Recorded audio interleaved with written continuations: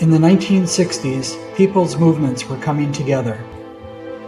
Civil rights and women's rights, voting rights, labor rights, equality and peace.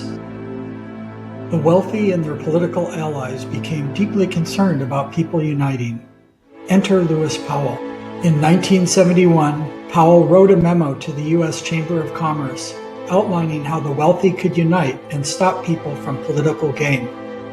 What Powell designed has grown into a vastly powerful and well-funded machine today. The machine was designed to protect the wealthiest Americans. From the Powell memo came the American Legislative Exchange Council, also known as ALEC. Much of the worst legislation and policy today comes from ALEC, ranging from right to work to voter suppression. Right-wing think tanks were born, like the Heritage Foundation.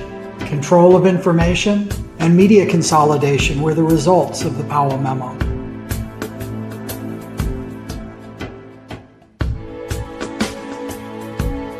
In the 1980s, we get the Reagan administration.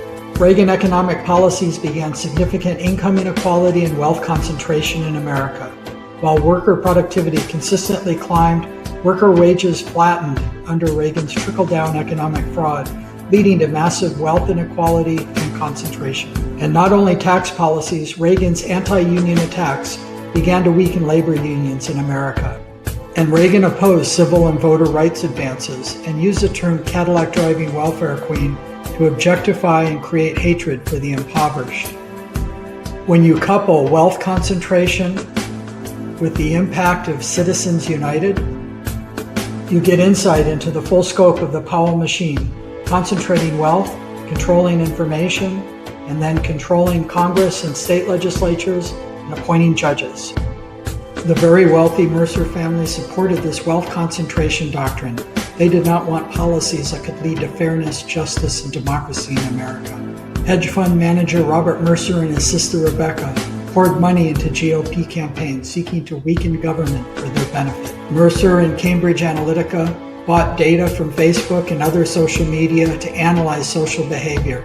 Then foreign Facebook and other media accounts were used to distribute lies and propaganda, causing people to vote against their self-interest or not vote at all. As a result of the powerful machine designed by Lewis Powell nearly a half-century ago, in the 2016 election cycle, America elected an incompetent and corrupt president with a theocratic vice president that will do the bidding of the obscenely wealthy. After the election cycle, the resistance is born. And so was civ.works. We are a social network built for meaningful civic action. On a daily basis, we have hundreds of new civic actions flowing through our system from organizations like Indivisible, RISE, Black Lives Matter, the Action Network, Every Town for Gun Safety, and more.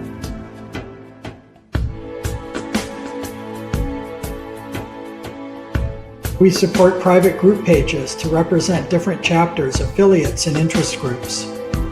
Many different opportunities for local civic engagement flow through our system on a daily basis. Actions such as town halls, candidate debates, writing letters to the editor, communicating with your elected officials, and other important civic actions. At civ.works, we're eliminating organizational silos. We're working and acting together, first to resist bad policy and then to advance good policy.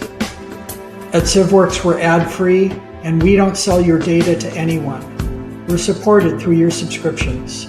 civ.works, it's a democracy machine for us. Please join us.